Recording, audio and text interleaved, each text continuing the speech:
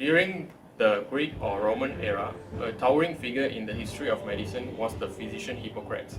He was considered the father of modern medicine. The Hippocratic Corpus is a collection of around 70 early medical works from the ancient Greece strongly associated with Hippocrates and his students. Most famously, the Hippocratics invented the Hippocratic Oath for physicians. Contemporary physicians swear an oath of office which includes aspects found in the early edition of the Hippocratic Oath. Hippocrates and his followers were the first to describe many diseases and medical conditions. Some of the techniques and theories developed by Hippocrates are now put into practice by the field of environmental and integrative medicine. This includes recognizing the importance of taking a complete history which includes environmental exposure as well as foods eaten by the patient which might play a role in his or her illness. During the later centuries of the Renaissance came an increase in experimental investigation, particularly in the field of dissection and body examination, thus advancing our knowledge of human anatomy.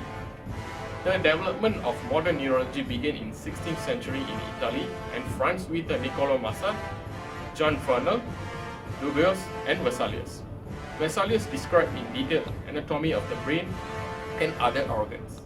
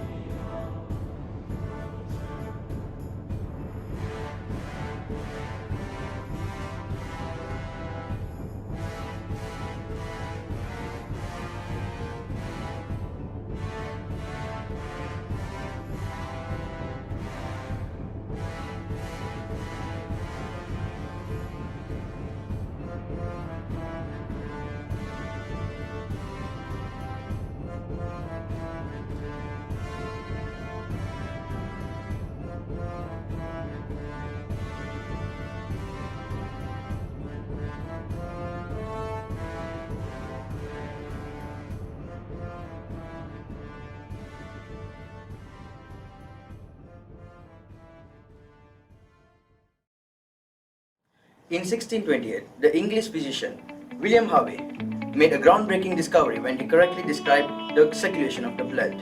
Later, bacteria and protists were first observed with a microscope by Anthony van Leeuwenhoek in 1676, initiating the scientific field of microbiology. During the Age of Enlightenment, the 18th century, science was held in high esteem and physicians upgraded their social status by becoming more scientific.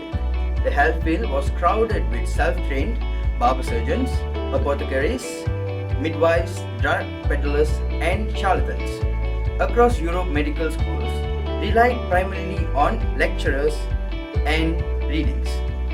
The practice of medicine changed in the face of rapid advances in science as well as new approaches by physicians. Hospital doctors began much more systematic analysis of patient symptoms in diagnosis. In 1905, Koch was awarded the Nobel Prize in Physiology or Medicine and remains renowned as the founder of medical microbiology. During this period, it was very difficult for women to become doctors in any field before the 1970s. Elizabeth Blackwell became the first woman to formally study and practice medicine in the United States. She was a leader in women's medical education. During the 20th century, large-scale wars were attended with medics and mobile hospitals units which developed advanced techniques for healing massive injuries and controlling infection rampant in battlefield conditions.